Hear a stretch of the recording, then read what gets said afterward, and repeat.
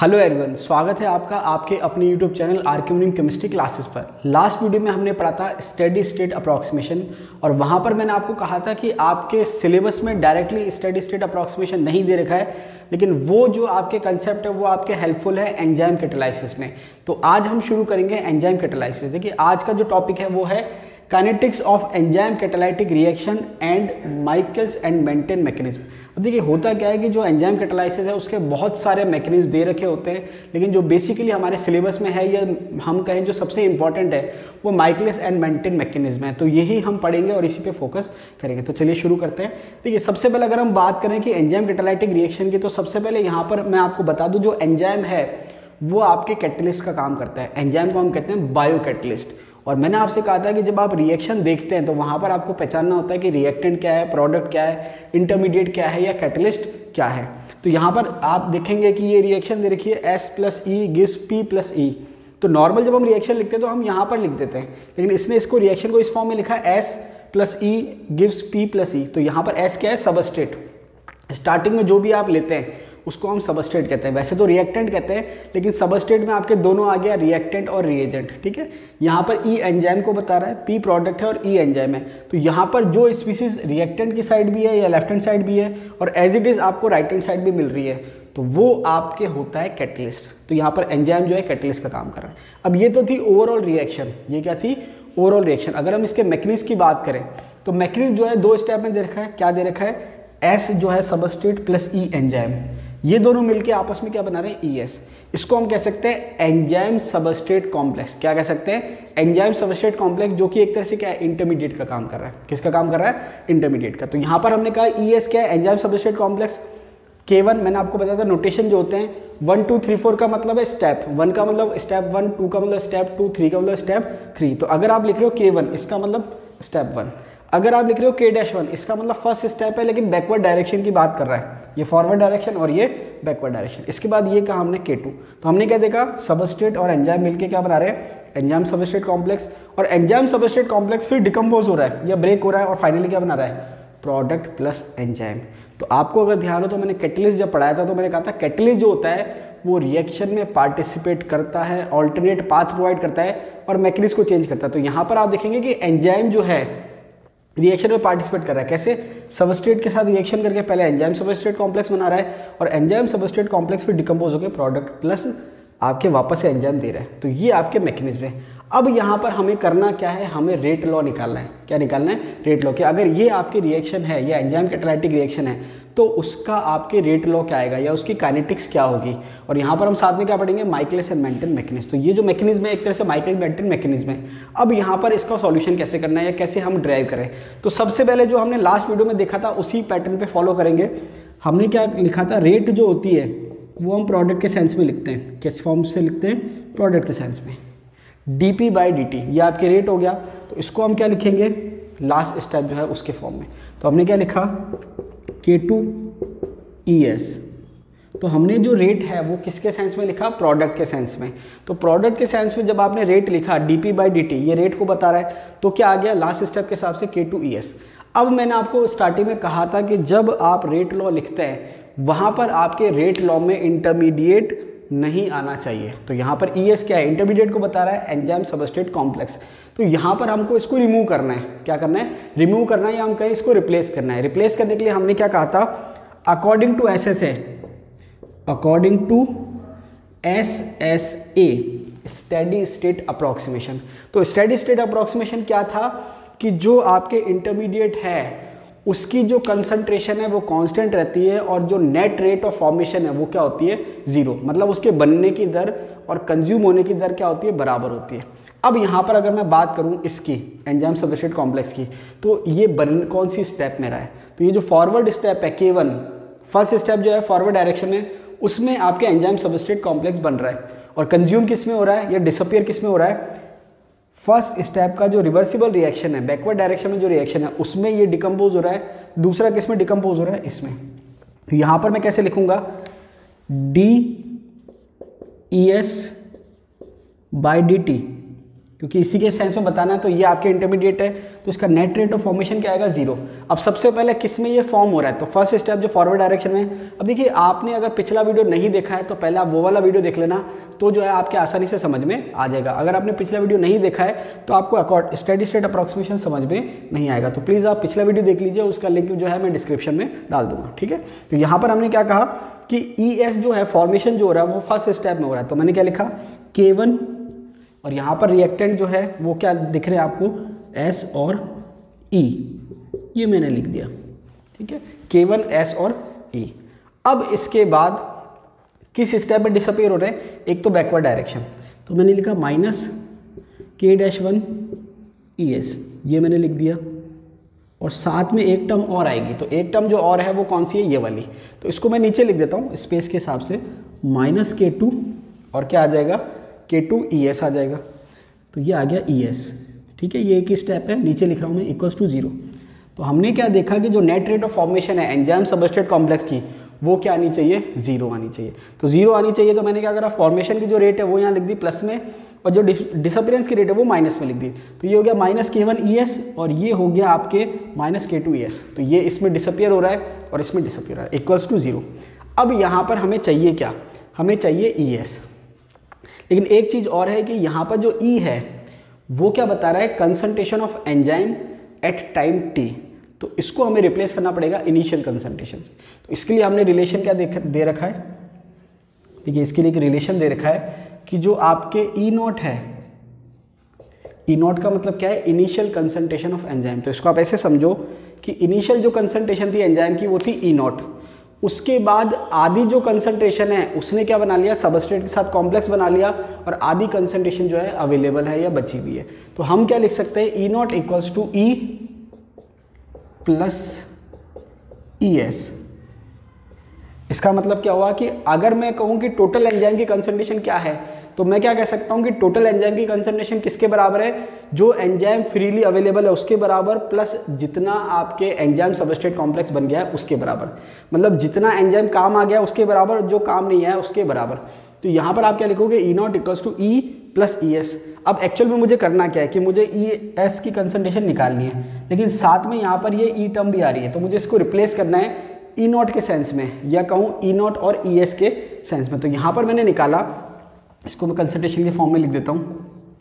तो मुझे चाहिए E, तो E जब हम निकालेंगे तो E किसके बराबर आ रहा है, E0 - ES किसके बराबर आ रहा है, E = E0 - ES। अब ये E मुझे रिप्लेस करना है यहाँ पर, तो जब मैं यहाँ पर रिप्लेस करूँगा तो ये यहाँ लिख देता हूँ मैं K1 S, और E की जगह मैंने ब्रैकेट में लिख दिया E0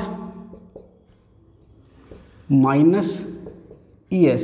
एक तो ये आ गया, ठीक है, ये आपकी ये वाली टर्म हो गई। E की जगह मैंने लिख दिया E0 - ES, उसके बाद आ जाएगा -K-1 ES, और साथ में क्या है -K2 ES, साथ में क्या है -K2 ES, ये आ जाएगा साथ में। तो A = क्या है, 0। अब मुझे चाहिए क्या, मुझे चाहिए ES की कंसंट्रेशन, किसकी कंसंट्रेशन, ES, क्योंकि मुझे यहाँ ES को रिप्लेस करना है।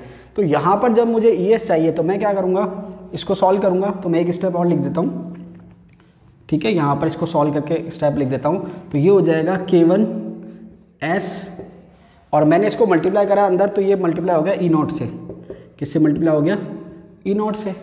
उसके बाद मैं और मल्टीप्लाई करूँगा तो ये हो जाएगा -K1 S, साथ में क्या आ गया ES। मैंने क्या करा कि जो K1 S था उसको मल्टीप्लाई करा, एक बार E0 के साथ हो गया और एक बार ES के साथ हो गया, माइनस था तो माइनस आ गया। इसके बाद जो दो टर्म बच रही है वो एज इट इज लिखूंगा मैं, तो मैं यहाँ लिख देता हूँ -K-1 ES, और साथ में क्या आ जाएगा -K2 ES = 0, इक्वल्स टू क्या हो गया 0। अब आपको क्या करना है कि ES वाली जो टर्म है वो एक साथ आ जाएगी और उसके अलावा जो टर्म है वो एक साथ आ जाएगी। तो यहाँ पर आप देखेंगे इसमें ES नहीं है, इसमें ES है, इसमें ES है और इसमें ES है, तीन में ES आ रहा है। तो मैं क्या करता हूँ ES कॉमन ले लेता हूँ, तो ये हो जाएगा आपके K1 S और E0, ठीक है। और फिर यहाँ पर आपके आ जाएगा, ये मैं माइनस वाली सारी टर्म वहाँ ले जाता हूँ और क्या करता हूँ ES को कॉमन ले लेता हूँ। किसको कॉमन ले लेता हूँ? ES को। भाई माइनस वाली टर्म सारी यहाँ चले गई, तो माइनस वाली टर्म क्या हो गई प्लस में, और मैंने क्या करा ES कॉमन ले लिया। अब बचा क्या, एक बचा आपके K1S, एक क्या बच गया K1S, क्योंकि यहाँ चले गया तो प्लस में हो जाएगा। एक आपके बच गया plus K-1 ES, sorry ES तो आपके साथ में आ गया, तो ES नहीं बचेगा, ठीक है। यहाँ पर आपके क्या था K1S ES था, तो ES कॉमन आ गया, K1S बच गया, और यहाँ पर आपके ES कॉमन आ गया तो केवल K1 बच गया। अब आपके नेक्स्ट जो टर्म है K2 और ES वाली, तो ये मैंने कहा प्लस K2, ये आपके इक्वल्स टू आ गया।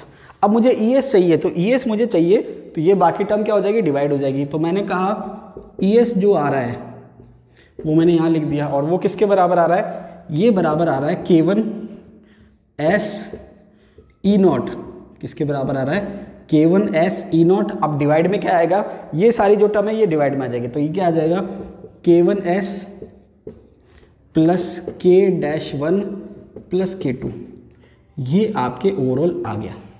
क्या आ गया, K1S E divided by K1S plus K-1 K2। अब ये ES की वैल्यू मुझे यहाँ रिप्लेस करनी है, क्या करनी है, जो ES की वैल्यू मुझे यहाँ पर रिप्लेस करनी है। तो जब मैं यहाँ पर इसको रिप्लेस करूँगा तो देखिए क्या आएगा, ES की वैल्यू मुझे रखनी है, तो फाइनली रेट जो है वो किसके बराबर आएगी, तो रेट जो है, रेट इक्वल्स टू K2 पहले से ही है, तो K2 और साथ में पूरी टर्म को मल्टीप्लाई करेंगे, तो जब पूरी टर्म को मल्टीप्लाई करेंगे तो ये आ जाएगा K1 K2 S E0 divide by K1S plus K-1 plus K2, ये आपके ओवरऑल आ गया।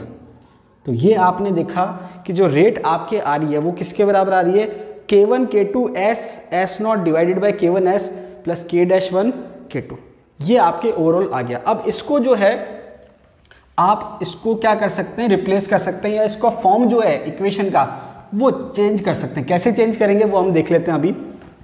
इसके लिए हम क्या करते हैं, एक कांस्टेंट लेते हैं, क्या करते हैं, एक कांस्टेंट लेते हैं। अब कांस्टेंट क्या है, कैसे आएगा, तो सबसे पहले क्या है, इसको समझने के लिए हम इस पूरी इक्वेशन को K1 से डिवाइड कर देते हैं। किससे डिवाइड कर देते हैं, K1 से। अब K1 से डिवाइड करने से होगा क्या, तो देखिए मैंने क्या करा, ये जो पूरी इक्वेशन है इसको K1 से डिवाइड कर दिया, ऊपर भी और नीचे भी। तो K1 से डिवाइड करने के बाद क्या बचेगा, रेट इक्वल्स टू, अब देखिए यहाँ पर मैंने क्या करा, K1 से पूरी टर्म को डिवाइड कर दिया, इसको भी डिवाइड कर दिया, ऊपर वाली टर्म को भी, और नीचे वाली टर्म को भी डिवाइड कर दिया पूरी को। तो ऊपर वाली को जब आप K1 से डिवाइड करोगे तो K1 कैंसिल आउट हो जाएगा, तो ऊपर क्या बच गया, K2 S और E0। मैंने क्या करा, ऊपर वाली पूरी टर्म को और नीचे वाली पूरी टर्म को K1 से डिवाइड कर दिया, तो ऊपर का K1 कैंसिल आउट हो गया, क्या बच गया, K2S E0। अब नीचे जो पहली टर्म है K1S, उसमें K1 से डिवाइड करा तो क्या बच गया, S प्लस, अब K1 से जब आप डिवाइड करेंगे तो क्या बच गया। अब देखिए दोनों टर्म को मैं एक साथ लिख रहा हूँ, किसको, K-1 प्लस K2, मैंने क्या लिखा, K-1 plus K2 divided by K1, ये मैंने लिखा। अब यहाँ पर ये जो चीज़ आ रही है ये इंपॉर्टेंट है, इसके लिए हम नोटेशन लेते हैं काम में, Km, Michaelis and maintain constant, जो आपने लिखा ना माइकल्स एंड मेंटेन मैकेनिज्म। तो यहाँ पर ये जो पूरी टर्म है K-1 plus K2 divided by K1, इसको हम कहते हैं माइकलिस मेंटेन कांस्टेंट। बहुत इंपॉर्टेंट है। यहाँ पर आपके जो क्वेश्चन आता है एंजाइम कैटालिसिस में, देखिए जो फिक्स क्वेश्चन है वो दो है, एक तो Km क्या है, माइकलिस मेंटेन कांस्टेंट क्या है, दूसरा आपके रेट लॉ पूछता फाइनली, और बाकी क्वेश्चन आपके रीजनिंग पे बनते हैं या कंसेप्ट पे बनते हैं। तो दो जो डायरेक्ट क्वेश्चन बनते हैं, जो स्टार्टिंग पॉइंट है वो क्या है, Km क्या है। अब Km को आपको याद रखना है, तो कैसे याद रखोगे, इसको आप ऐसे समझो कि जो आपने मैकेनिज्म लिखा था, फर्स्ट स्टेप ऐसे था और सेकंड स्टेप ऐसे था। फर्स्ट स्टेप में एंजाइम सबस्ट्रेट कॉम्प्लेक्स बन रहा है, और सेकंड स्टेप जो है ये फर्स्ट स्टेप के फॉरवर्ड में बन रहा है, ये मैंने कहा K1, ये मैंने कहा K-1, और सेकंड स्टेप में क्या हो रहा है, ब्रेक हो रहा है। तो यहाँ पर आप इसको ऐसे कह सकते हो कि जो ऊपर रेट कांस्टेंट हैं वो कौन से हैं, एक तो है K-1 और एक है K2। ये दोनों क्या हैं, रेट ऑफ डिसअपीयरेंस वाले हैं। क्या है, रेट ऑफ डिसअपीयरेंस। तो यहाँ पर आप इसको याद कैसे कर सकते हो कि जो डिसअपीयरेंस वाले रेट कांस्टेंट है K-1 और K2, ये ऊपर आ रहे हैं प्लस में, और जो रेट ऑफ फॉर्मेशन वाला कांस्टेंट है, रेट ऑफ फॉर्मेशन क्या है, फॉरवर्ड रिएक्शन, वो नीचे है। ये Km है, ये आपको ध्यान रखना है, इंपॉर्टेंट है। अब होता क्या है कि मैंने आपको स्टैंडर्ड नोटेशन इसलिए लिया है ताकि आप कंफ्यूज ना हो। कंफ्यूज ना होने का मतलब क्या है कि अगर K1 लिखा हुआ है मेरे नोट्स में या जो मैं पढ़ा रहा हूँ, इसका सीधा मतलब है फर्स्ट स्टेप है फॉरवर्ड डायरेक्शन में। अगर मैंने लिखा है K-1, इसका मतलब फर्स्ट स्टेप जो है बैकवर्ड डायरेक्शन में, मतलब जो फर्स्ट स्टेप है उसकी बैकवर्ड डायरेक्शन में।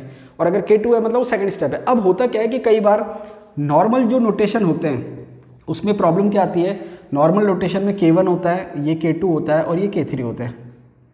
तो वहाँ पर आपको जो फॉर्मूला आप रटोगे वहाँ पर आप कंफ्यूज हो जाओगे। तो आपको ध्यान क्या करना है, रेट ऑफ डिफॉर्मेशन जो है या रेट ऑफ डिसअपीयरेंस जो है वहाँ जो कांस्टेंट है वो ऊपर आएंगे और रेट ऑफ फॉर्मेशन वाला नीचे आएगा। तो अब आप जब Km लिखेंगे तो यहाँ पर आप देखेंगे कि जो रेट ऑफ फॉर्मेशन है वो क्या है K1 क्या आ जाएगा नीचे, और रेट ऑफ डिसअपीयरेंस जो है K2 और K3 वो क्या आ जाएगा ऊपर। तो यहाँ पर आपको Km जो है सिंपल नोटेशन की अगर हम बात करें तो आपको मिल जाएगा K2 + K3 divided by K1। लेकिन अगर आप स्टैंडर्ड नोटेशन काम में लेंगे तो क्या हो जाएगा, K-1 + K2 divided by K1। ये आपको याद रखना है, दोनों तरीके से याद रखना है ताकि आपको कन्फ्यूजन ना हो। तो ये सबसे इंपॉर्टेंट क्वेश्चन आपका बन गया माइकलिस मेंटेन कांस्टेंट। ठीक है, ध्यान रखना है आपको। अब जब मैं इसके फॉर्म में इक्वेशन लिखूंगा, रेट लॉ लिखूंगा, तो रेट लॉ क्या हो जाएगा, रेट इक्वल्स टू, तो माइकलिस मेंटेन कांस्टेंट क्लियर हो गया, रेट ऑफ डिफॉर्मेशन या rate of disappearance divided by rate of formation किसका, एंजाइम सबस्ट्रेट कॉम्प्लेक्स का। तो ये हो गया K2S E0, E0 क्या है, initial concentration of enzyme, divided by S + Km। ये फाइनल रेट लॉ है जो कि इंपॉर्टेंट है। डायरेक्ट क्वेश्चन इस पे आता है, डायरेक्ट आपसे रेट लॉ पूछ लेगा या फिर इस पे कंडीशन लगा के पूछ लेगा कि अगर इनिशियल जो आपके S की कंसंट्रेशन है कम है ज़्यादा, वो बात की बात है। अब देखिए ये जो रेट लॉ आ रहा है यहाँ पर आप क्या कह सकते हैं कि ये जो रेट लॉ है यहाँ पर ऑर्डर जो है अनप्रिडिक्टेबल है। क्या है, अनप्रिडिक्टेबल। अनप्रिडिक्टेबल का मतलब यह है कि आप इस रेट लॉ को देखकर ऑर्डर नहीं बता सकते कि जो रिएक्शन है उसका ऑर्डर क्या होगा। तो वहाँ पर हम कंडीशन अप्लाई करते हैं। क्या अप्लाई करते हैं, कंडीशन की अगर आपके सबस्ट्रेट जो है स्टार्टिंग उसकी कंसंट्रेशन कम है ज़्यादा है, उस पर डिपेंड करता है। तो फर्स्ट कंडीशन मैंने क्या लगाई कि जब S की कंसंट्रेशन जो है वो बहुत कम है, वो क्या है, कम है, किससे, Km से। ये मैंने कंडीशन लगाई। तो जब S कम है, तो जब मैंने आपको बताया था प्लस माइनस जब हम करते हैं तो जो बहुत नेग्लिजिबल जो टर्म होती है, छोटी जो टर्म होती है वो नेग्लेक्ट हो जाती है। मल्टीप्लाई डिवाइड में नेग्लेक्ट नहीं होती है, एडिशन सब्सट्रैक्शन में नेग्लेक्ट हो जाती है। तो हमने फर्स्ट कंडीशन क्या लगाई कि S की कंसंट्रेशन बहुत कम है Km के कंपैरिजन में, तो S की वैल्यू कम है Km के कंपैरिजन में, तो S नेग्लेक्ट हो जाएगा, तो क्या बच जाएगा, Km। तो यहाँ पर आप क्या लिखोगे, रेट जो है वो किसके बराबर आ रही है, रेट किसके बराबर आ रही है, S बहुत कम है, नेग्लेक्ट हो गया, ये हो गया K2S E0 divided by Km। ये आपके रेट लॉ आ गया। ठीक है, अब K2 और Km से आप नया रेट कांस्टेंट कह सकते हो, कुछ भी कह लो आप। ये आपने कह दिया K' कुछ भी कह सकते हो, S और E0। ये हो गया पहली कंडीशन में रेट लॉ। अब देखिए ध्यान क्या देना है कि ओवरऑल रेट लॉ ये है। आपके जो इससे क्वेश्चन बनेगा, पहला क्वेश्चन ये बनता है माइकलिस मेंटेन कांस्टेंट क्या है। ये मैंने आपको बता दिया, Km जो है इस नोटेशन में भी और सिंपल नोटेशन में। उसके बाद दूसरा जो आपके क्वेश्चन बनता है कि रेट लॉ का फॉर्मूला क्या है या रेट लॉ क्या है, तो ये आपके K2S E0 divided by S + Km है। इसके बाद हमने कंडीशन लगाई कि अगर S बहुत कम है या S की कंसंट्रेशन कम है तो क्या होगा, तो S की कंसंट्रेशन जब कम है तो आपके रेट लॉ ये आ गया। ठीक है, ये वाला भले आप याद नहीं भी करोगे तो कोई फर्क नहीं पड़ेगा। तो ये क्या आ गया, K2S E0 divided by Km। ये आपके रेट लॉ आ गया। ठीक है, क्योंकि S नेग्लिजिबल है। अब यहाँ पर जब आप देखोगे तो यहाँ पर क्या है कि S के रेस्पेक्ट में ऑर्डर 1 है और E0 के रेस्पेक्ट में ऑर्डर 1 है। इसका मतलब क्या हुआ, जब सबस्ट्रेट की कंसंट्रेशन बहुत कम है तो सबस्ट्रेट के रेस्पेक्ट में ऑर्डर क्या है, 1, और एंजाइम के रेस्पेक्ट में ऑर्डर क्या है, 1, और ओवरऑल ऑर्डर जो है वो क्या है, 2। ये आपको ध्यान रखना है। ये क्वेश्चन आता है एग्जाम में, ये आया हुआ है, मैं आपको करवाऊंगा जब क्वेश्चन वहाँ बता दूंगा कहाँ पर आया हुआ है। इसके रेस्पेक्ट में ऑर्डर 1 है और इसके रेस्पेक्ट में भी ऑर्डर 1 है, और ओवरऑल ऑर्डर जो आ रहा है वो कितना आ रहा है, 2। ओवरऑल ऑर्डर क्या आ रहा है, 2। ये आपकी पहली कंडीशन है। क्या है, पहली कंडीशन। बात समझ में आ रही है? तो यहाँ पर आपने क्या करा, ये लिख लिया K2S E0 divided by Km, ये आपके आ गया कि जब ये आपकी कंसंट्रेशन बहुत कम है। दूसरी जो कंडीशन है वो मैं आपको यहाँ लिख देता हूँ। दूसरी कंडीशन में हम क्या कर रहे हैं, S को बहुत ज़्यादा ले रहे हैं। क्या कर रहे हैं, S को जो है बहुत ज़्यादा ले रहे हैं। तो S को जब आप ज़्यादा लोगे तो क्या होगा, ठीक है, वो हम देख लेते हैं। दूसरी कंडीशन में हम क्या कर रहे हैं, S को बहुत ज़्यादा ले रहे हैं या ग्रेटर देन ले रहे हैं कंपेयर टू जो आपके Km है उसके कंपेरिजन में, ठीक है। तो यहाँ पर हमने फर्स्ट कंडीशन क्या ली थी, S कम है Km के कंपेरिजन में। दूसरी जो कंडीशन है वो क्या है कि जब S ग्रेटर देन है किससे, Km से। दूसरी कंडीशन क्या है कि S ग्रेटर देन है किससे, Km से। तो यहाँ पर जब दूसरी कंडीशन की अगर हम बात करेंगे तो S ग्रेटर देन हो जाएगा। तो जब S ग्रेटर देन हो जाएगा तो वहाँ पर रेट लो क्या आएगा, रेट इक्वल्स टू ऊपर क्या है K2S E0, ये आ गया, डिवाइड में क्या आ जाएगा S, डिवाइड में क्या आ जाएगा S। जब S की कंसंट्रेशन बहुत ज़्यादा है, क्योंकि आपके Km नेगलेक्ट हो गया, तो जब आपने देखा S की कंसंट्रेशन ज़्यादा है तो S और S क्या हो जाएंगे, कैंसिल आउट हो जाएंगे। तो ये आ गया फाइनली K2 E0। ये कब है, जब S की कंसंट्रेशन बहुत ज़्यादा है। तो पहली कंडीशन जब S की कंसंट्रेशन बहुत कम है, दूसरी कंडीशन जब S की कंसंट्रेशन बहुत ज़्यादा है। अब यहाँ पर जो ये रेट लो आ रहा है, एक तो ये था, इसको आप याद कर लो चाहो तो K2S E0 divided by Km, या फिर आप इसको याद कर लो K2 E0। ये कब है, जब S की कंसंट्रेशन बहुत ज़्यादा है। अब इंपॉर्टेंट बात क्या है, ओवरऑल रेट लो ये था जिसको आप कह सकते हो अनप्रिडिक्टेबल, कि आप ऑर्डर प्रिडिक्ट नहीं कर सकते। उसमें हमने कंडीशन लगाई कि S की कंसंट्रेशन बहुत कम है, तब जो ऑर्डर आ रहा है वहाँ पर S के रेस्पेक्ट में ऑर्डर 1 है और E0 के रेस्पेक्ट में ऑर्डर 1 है, और ओवरऑल ऑर्डर कितना है 2। यहाँ पर जब हम बात कर रहे हैं तो S के रेस्पेक्ट में ऑर्डर कितना है 0, और E के रेस्पेक्ट में जो है E0 के रेस्पेक्ट में ऑर्डर कितना है 1, और ओवरऑल ऑर्डर जो है वो कितना है 1। ये आपको ध्यान रखना है, ये भी पूछता है। तो आपको क्या ध्यान रखना है, एक तो आपके माइकलिस मेंटेन कांस्टेंट क्या है, उस किस चीज़ को बता रहा है, rate of disappearance divided by rate of formation. Notation जो है अकॉर्डिंग टू सिचुएशन आपको याद रखना है, चेंज हो सकते हैं। इसके बाद रेट लो ये आ गया, पहली कंडीशन जब S बहुत कम है, दूसरी कंडीशन जब S बहुत ज़्यादा है। तो ये आपके जो डेरिवेशन वाला पार्ट है ये कंप्लीट हो गया है। यहाँ पर जो डेरिवेशन वाला पार्ट है वो क्या हो गया है, कंप्लीट। अब यहाँ पर जब हम ग्राफ की बात करते हैं तो देखिए, ग्राफ की जब हम बात करते हैं तो ग्राफ अगर मैं देखूं वो कैसे देखेंगे कि मैंने कहा ये रेट है, सपोज ये क्या कहा मैंने, ये रेट को बता रहा है, ये इस साइड मैंने रेट लिख दिया, ओवरऑल जो रेट है ये वाली चीज़ वो मैंने यहाँ लिख दी, और यहाँ पर मैंने कहा S की कंसंट्रेशन है, क्या कह दिया, S की कंसंट्रेशन है। तो अब यहाँ पर जब आप ग्राफ प्लॉट करोगे तो आपको एक चीज़ ध्यान रखनी है, जो चीज़ आपको ध्यान रखनी है वो क्या है कि जब S की कंसंट्रेशन 0 थी या नेग्लिजिबल थी तब ऑर्डर कितना है 1 S के रेस्पेक्ट में, बाकी और किसी के रेस्पेक्ट की बात नहीं हो रही, केवल S की बात हो रही है। और जब S की कंसंट्रेशन ज़्यादा है तो ऑर्डर कितना है 0। इसको आप ऐसे समझो, ये मैं मिटा देता हूँ जगह के लिए, इसको आप ऐसे समझो कि स्टार्टिंग में जो ऑर्डर आ रहा है वो आ रहा है 1 और बाद में जो आ रहा है ऑर्डर 0 S के रेस्पेक्ट में। तो जब फर्स्ट ऑर्डर का आप ग्राफ बनाते हो तो स्ट्रेट लाइन आता है, क्या आता है, स्ट्रेट लाइन। और जब आप 0 ऑर्डर का ग्राफ बनाते हो तो ये भी आपके स्ट्रेट लाइन आता है लेकिन पैरेलल आता है। तो ये मैंने आधा ऐसे बना दिया और आधा ऐसे बना दिया। अब जो बीच की कंडीशन है, जब S जो है ना तो बहुत ज़्यादा एक्सेस में है और ना ही बहुत ज़्यादा कम है, तो वहाँ पर ऑर्डर जो हो रहा है धीरे धीरे क्या हो रहा है, चेंज हो रहा है। मतलब 1 से कम होते होते कहाँ जाएगा, 0 पे।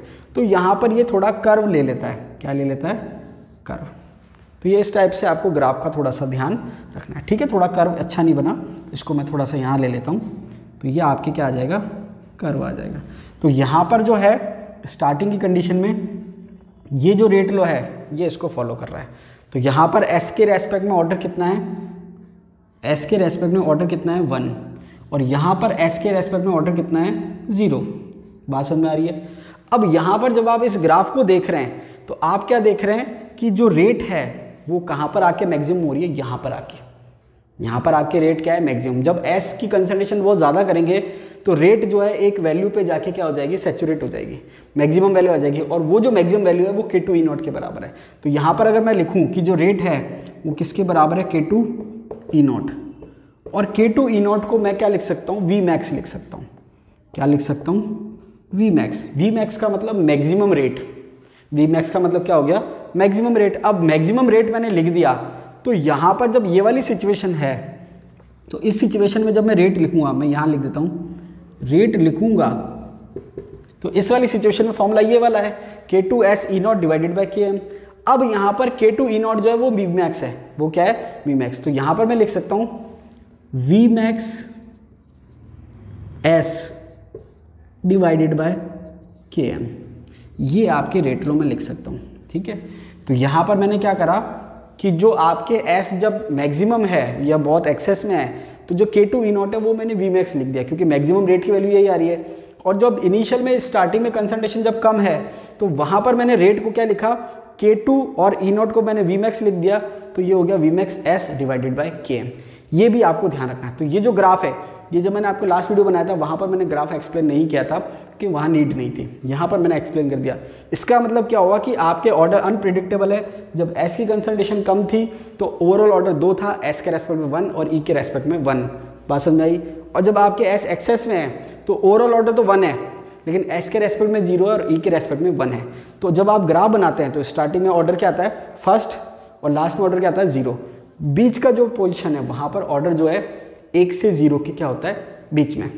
और ये रेट लो मैंने आपको अलग अलग सिचुएशन में बना दिया। अब यहाँ पर क्या होता है कि आपको ग्राफ से मेजर करना है कि आपके Km की वैल्यू क्या होगी, या माइकलिस मेंटेन कांस्टेंट निकालना है। अगर आपको माइकलिस मेंटेन कांस्टेंट निकालना है तो वहाँ पर आप उसको कैसे निकालेंगे, तो एक ग्राफिकल मेथड है, उससे आप उसको निकाल सकते हैं। अब देखिए हमें करना क्या है, हमें Km की वैल्यू निकालनी है, माइकलिस मेंटेन जो कांस्टेंट है उसकी वैल्यू निकालनी है। तो वो हम ग्राफिकल मेथड से निकालते हैं। किस मेथड से निकालते हैं, ग्राफिकल मेथड से। अब देखिए कैसे निकालते हैं वो हम देखते हैं। रेट जो हमने अभी रेट निकाला वो क्या था, K2 E0 S divided by S plus Km। इसके बाद हमने देखा रेट जो है, अब K2 E0 जो था वो मैंने आपको अभी ग्राफ से बताया था, उसको हम Vmax लिख सकते हैं। Vmax का मतलब मैक्सिमम रेट। तो हमने लिखा Vmax K2 E0 की जगह S ऐसा का ऐसा और S और प्लस Km। अब यहाँ पर मुझे क्या करना है, इसको रिवर्स फॉर्म में लिखना है। तो मैंने क्या करा, 1 रेट ऐसे लिख दिया मैंने, इक्वल्स टू, अब देखिए ये वाली टर्म ऊपर आ जाएगी और ये वाली टर्म नीचे आ जाएगी। अब ऊपर मुझे इनको सेपरेट लिखना है, तो सेपरेट लिखूंगा तो मैं कैसे लिखूंगा, S divided by Vmax S, ये मैंने एक साथ लिख दिया, ये ऊपर और ये पूरा नीचे, प्लस वापस से Km ऊपर और ये पूरा नीचे क्या आ गया, Vmax S, ये मैंने लिख दिया। ठीक है, अब आप क्या देखेंगे, S से S कैंसिल आउट हो जाएगा, S से S क्या होगा, कैंसिल आउट।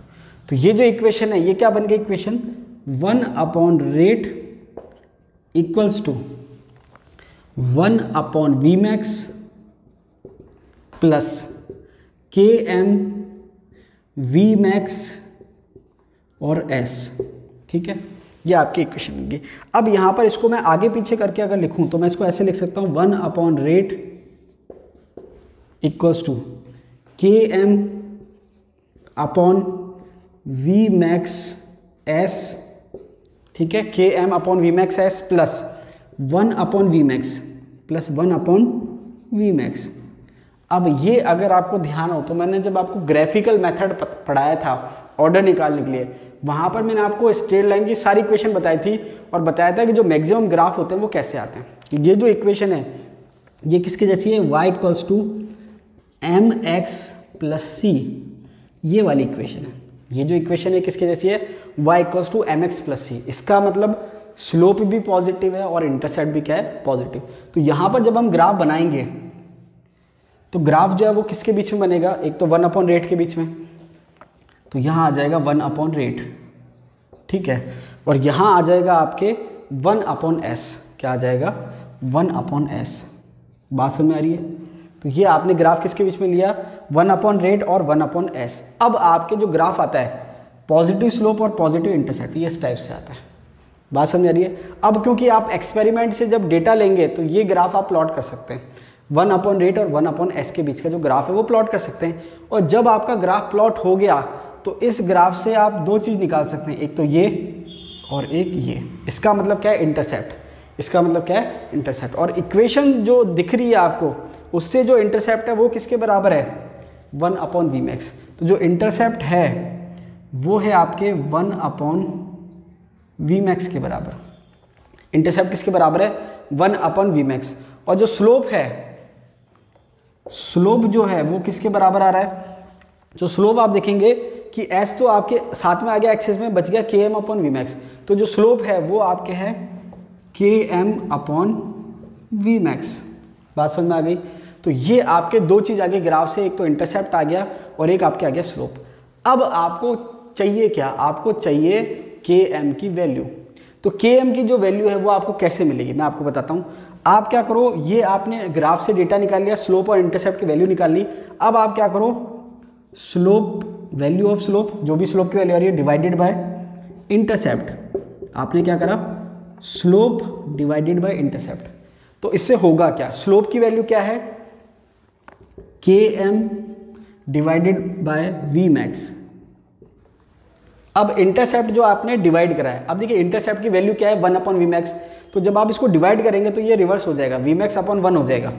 क्या हो जाएगा, Vmax/1। वैसे तो 1 लिखने की जरूरत नहीं है, इंटरसेप्ट 1/Vmax है, लेकिन इंटरसेप्ट यहाँ नीचे लिखा हुआ है तो ये डिवाइड में हो जाएगा, Vmax ऊपर चल जाएगा, तो ये आपस में क्या हो जाएंगे, कैंसिल आउट।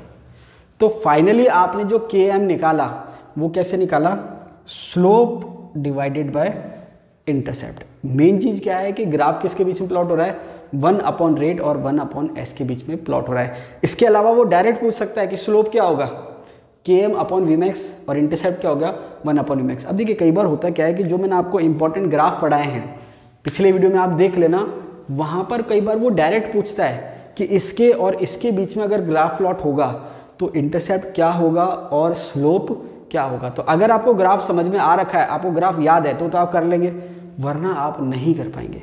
और ये मैंने आपको तरीका बताया कि ग्राफ को आपको रटने की ज़रूरत नहीं है, आप उसको इक्वेशन से समझकर निकाल सकते हैं। तो इसके लिए जो है वो आपको जो ग्राफिकल मेथड है वो वीडियो भी आप दोबारा देख सकते हैं, तो आपके कंसेप्ट क्लियर हो जाएंगे। डिस्क्रिप्शन में जो है मैं लिंक शेयर कर दूंगा। अब मेन बात क्या है, मेन बात यह है कि फाइनली जो आपके क्वेश्चन बनता है इस पर, वो क्या बनता है, सबसे पहला Km क्या है उसका फॉर्मूला पूछता है, दोनों नोटेशन आपको याद होनी चाहिए, ठीक है। इसके बाद दूसरा है रेट लॉ क्या है, तीसरा अगर आपको कंडीशन दे रखी है तो उस कंडीशन में रेट लॉ क्या है, और उस कंडीशन में रेट लॉ के हिसाब से वो पूछेगा कि भाई आपके ऑर्डर क्या होगा अगर s की वैल्यू कम है या s की वैल्यू ज़्यादा है। तो ओवरऑल आपको ध्यान रखना है, और लास्ट में जो आपके ये ग्राफ है इससे आप Km की वैल्यू निकाल सकते। तो आई थिंक आपके जो सिलेबस में दे रखा है उसके लिए मैंने इनफ करा दिया है, और इससे रिलेटेड जो क्वेश्चंस एग्जाम में आ रखे हैं वो मैं आपको जो नेक्स्ट कुछ वीडियो होंगे उसमें मैं आपको करवा दूंगा। अब देखिए आपके जो टॉपिक बच रहा है, एक आपके बच रहा है एसिड बेस कैटालाइसिस, और एक आपके बच रहा है फोटोकेमिकल रिएक्शन में जो काइनेटिक्स काम में आती है वो बच रहा है। तो 2 या मैक्सिमम 3 वीडियो में ये आपकी जो थ्योरी है काइनेटिक्स की वो कंप्लीट हो जाएगी। और इसके बाद जो बचे हुए टॉपिक्स जो है, आधा पोर्शन के क्वेश्चन हमने पहले कर लिए थे प्रीवियस ईयर के, और जो अब जो पोर्शन बच रहा है उसके प्रीवियस के जो क्वेश्चन है वो हम आगे कर लेंगे। तो ये आपके जो लिमिटेड पार्ट है ये काइनेटिक्स का बच रहा है, और इसके बाद जो है आपके फर्स्ट जो आपने जो टॉपिक लिया था या जो हमने टॉपिक लिया था काइनेटिक्स वो कवर हो जाएगा, ठीक है। तो आज के लिए इतना ही, वीडियो को अंत तक देखने के लिए बहुत बहुत धन्यवाद।